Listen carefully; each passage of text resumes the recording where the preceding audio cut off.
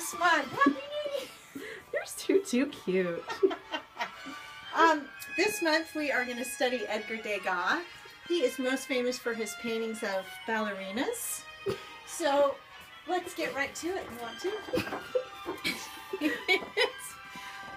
This is one of his ballerina pictures that he painted. He used bright colors, would draw the eye in and make it move around the page. He used some blank spaces in the back here. Same thing to draw your eye deep into the painting. And he always showed dancers. Some are cut off in the painting, some are moving. He showed them in real life like a candid snapshot. So that's what we're going for, a little bit of Degas today.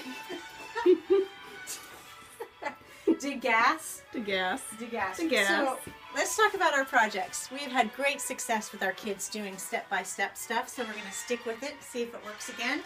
Your first option is to learn to draw a ballerina.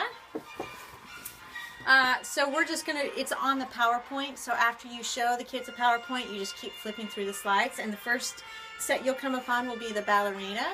So let's start off here. Here's your finished product. Did you get that? I did.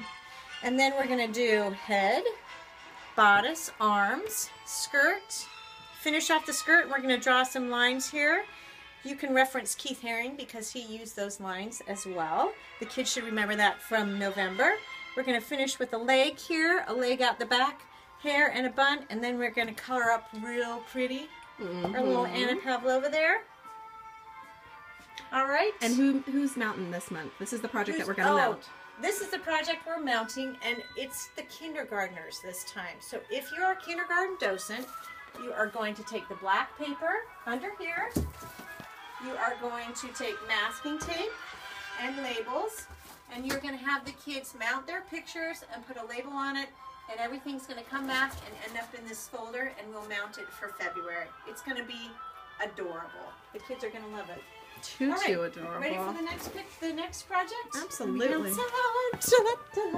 Don't press Okay, the I'm not button. going to touch anything. And Ooh, look at that. the camera's on the bottom, so be careful. Okay.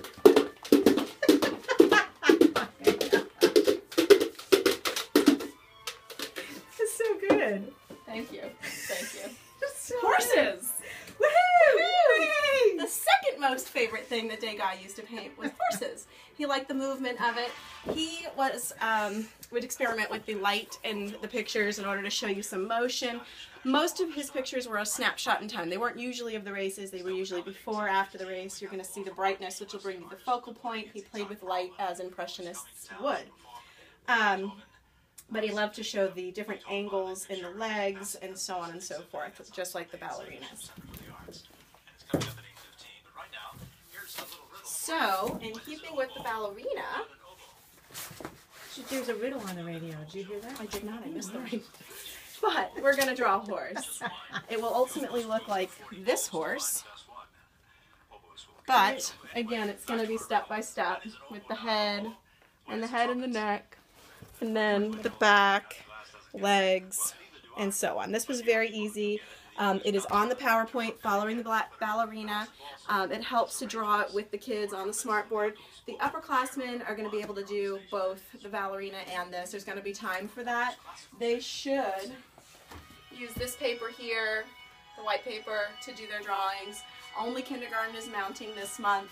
And I think that's just about I'm using it. pastels. Oh, and from a material, use the pastels. They're wonderful. Those of you who are feeling brave, you can use the pastels in the lower group, in the lower grades rather, but the upper grades should definitely use the bright colored pastels to achieve what was used in those pictures that we showed you earlier. So that's Edgar Degas. Feel free to play classical music while you teach. And bonus, these will be available should you choose to teach in them. Have a wonderful day.